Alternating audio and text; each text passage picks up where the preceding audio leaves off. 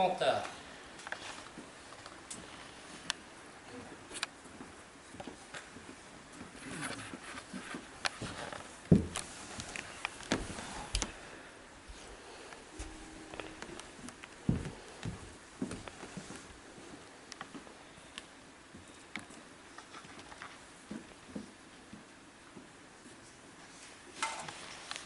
Il y a plus de 1000 ans, l'école des sorciers dénommée Poudlard a été fondée par les 4 plus grands sorciers de leur temps, Grudic Gryffondor, Rowena Serdaigle, Helga Poufsouffle et Salazar Serpentard.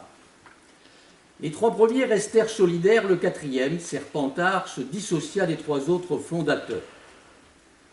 Le motif de leur divergence consistait dans le choix des élèves admissibles à Poudlard.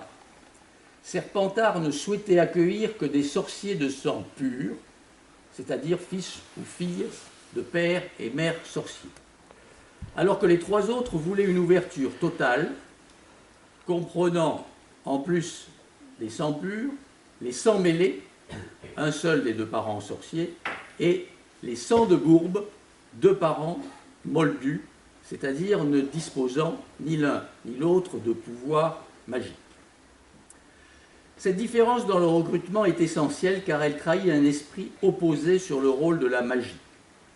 Pour les 3 premiers fondateurs, la magie a pour but de venir discrètement en aide à la société moldue.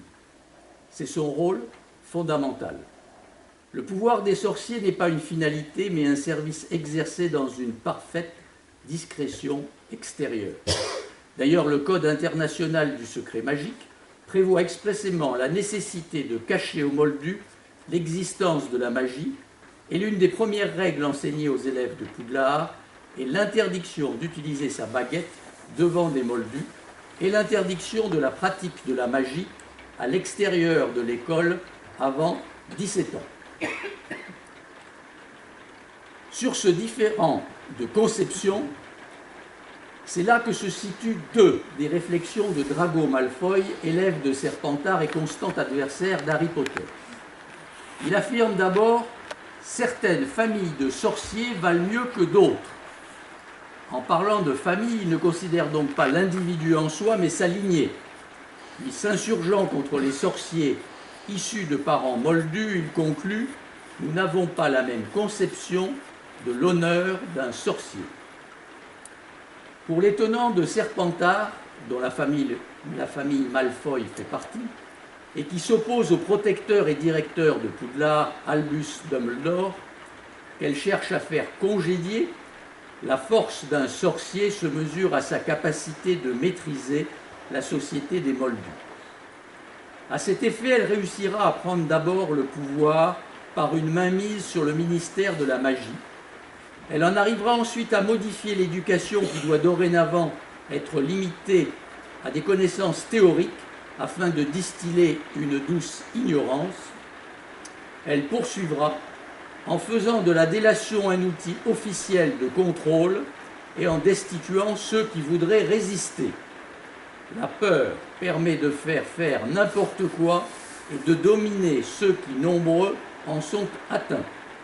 On entre dans la magie noire qui fait dire à Voldemort « le bien et le mal n'existent pas, il n'y a que le pouvoir et ceux qui sont trop faibles pour le rechercher ». La volonté de puissance démontrée par Voldemort est le combat d'un seul pour sa propre et unique satisfaction. Ceux qui le servent s'exécutent sous la terreur et sont même supprimés s'ils deviennent gênants, comme Severus Rogue, auquel Voldemort dit avant de le tuer « Tu as été un bon serviteur, Severus, mais moi seul peux vivre à jamais. » Albus Dumbledore s'inscrit à l'inverse dans la magie blanche.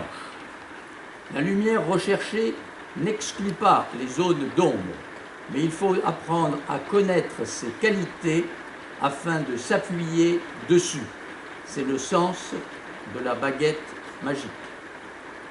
Chacun a une partie ombre et une partie lumière, mais c'est dans les actes que la lumière s'inscrit, faisant dire à Dumbledore « ce ne sont pas nos attitudes, ce sont nos choix qui font ce que nous sommes ». Horace Slughorn Déjà enseignant à Poudlard à l'époque où Tom Jedusor, alias Voldemort, y était élève, confirme à Harry. C'était un garçon intelligent appelé à être un très grand sorcier, pas très différent de vous en sorte. D'ailleurs, Harry apprendra aussi que sa baguette et celle de Voldemort sont jumelles et que la baguette choisit son sorcier. Dumbledore enseigne qu'il faut se garder du miroir qui n'est ni connaissance ni vérité, mais projection de ce que l'on veut voir pour se complaire dans des rêves en oubliant de vivre. Mes yeux ne brillent pas avec les fantasmes de mon passé, certifie Harry Potter à la journaliste de Magie Magazine qui l'interroge.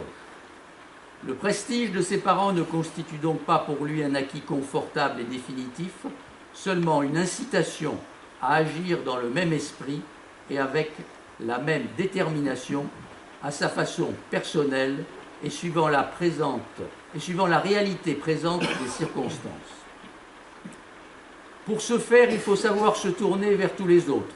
Recommandation de Dumbledore, ce ne sont pas vos ressemblances qui comptent, ce sont vos différences. Harry insiste sur la force qui naît de la complémentarité et déplore la solitude de Voldemort qui annonce sa faiblesse. Vous qui êtes faible, vous ne connaîtrez jamais l'amour ou l'amitié, je vous plains sincèrement. Harry apprend aussi sur sa mère qu'elle était d'une très grande bonté, en plus d'être une grande sorcière très douée. De plus, elle avait l'art de voir la bonté chez les autres, c'est donc en équipe que s'éclairent le chemin et les choix de résistance individuelle au prince des ténèbres. On prend les risques ensemble. Quand vas-tu te mettre ceci dans le crâne ? Interroge Hermione en s'adressant à Harry et en lui permettant de développer une magie d'amour fraternel au service de tous ceux qui l'entourent et auxquels il apprend à savoir pardonner. Tour à tour, la force de conviction ou le courage de l'un, l'imagination ou les connaissances de l'autre apportent des solutions dont la puissance dépasse chacun. Mais c'est dans l'affrontement personnel des héros face à la mort que se fait la différence qui ouvre le chemin vers la lumière et rejette les ténèbres dans le néant. Voldemort, dans sa volonté d'immortalité et son choix de triomphe par le mal, a voulu se rendre immortel en divisant son âme en 7 parties. Retrouver ces 7 parts et le moyen ensuite de détruire chacune d'elles constitue la quête de ceux qui veulent protéger Poudlard et son sens de la magie. Harry a appris qu'il devait la vie à l'amour de ses parents qui avaient su donner la leur pour le protéger de Voldemort alors qu'il était bébé.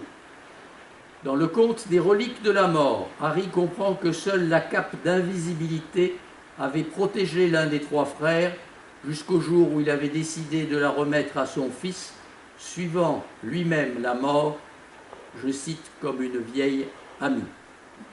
C'est ainsi qu'il choisit de se livrer seul à Voldemort afin d'éviter un sort funeste à tous ceux qui l'ont aidé, faisant face à son destin par l'exemple de ceux, proches ou légendaires, dont il a appris l'histoire ou connu le comportement.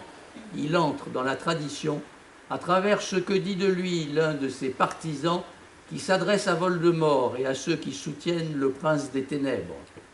Des gens meurent tous les jours, mais ils sont toujours là dans nos cœurs car ils ne sont pas morts en vain. On a perdu Harry, mais il est toujours dans nos cœurs. Mais Harry n'est pas mort, car la baguette de sureau utilisée par Voldemort n'obéit qu'à celui qui a tué son précédent détenteur. Voldemort, dans son exubérante démesure, s'est trompé. Harry brise cette baguette, outil de magie noire. Le dernier Horcrux, refuge de la dernière des 7 parties de l'âme de Voldemort, est détruit par celui-là même qui s'était relevé malgré la fin annoncée de Harry. Les élèves de Serpentard se joignent aux autres groupes. Narcissa Malfoy, mère de Drago, finit par apporter son aide à Harry lors de la bataille finale en faisant croire à Voldemort qu'Harry était mort. Et Drago apparaît 19 ans plus tard, lorsque les parents d'une nouvelle génération accompagnent leur progéniture en âge de devenir des élèves. La bougie noire n'est donc plus celle des élèves de Serpentard, mais continue à exister car l'ombre est toujours là pour que l'homme poursuive sa quête de la connaissance du bien et du mal. Les 4 maisons sont désormais réunies pour enseigner cette magie qui permet de se connaître soi-même, de découvrir les autres, de s'entraider, d'affranchir des êtres toujours traités comme de la vermine, c'est une citation, comme Dobby, pour pouvoir un jour les enterrer à leur mort le plus dignement possible, c'est-à-dire sans la magie. Car le coup de pioche dans la terre, le labeur de chacun sont le plus bel honneur qu'il est possible de rendre à un ami fidèle. Manier la magie blanche, c'est aussi savoir rencontrer la beauté des choses simples et de tout ce qui vient du fond des cœurs, pour délivrer un message d'amour universel.